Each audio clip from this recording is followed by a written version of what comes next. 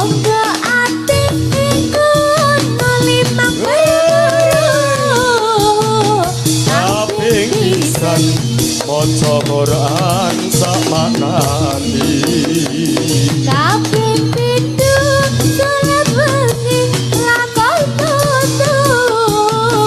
kaping telu wong kang saleh kumpulono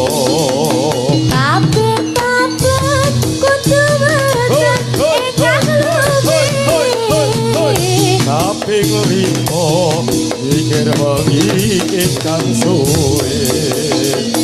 salah sawijine sapa bisa nglakoni insya Allah Gusti Pangeran dijabahi ana limang perkara kaping pisan maca Quran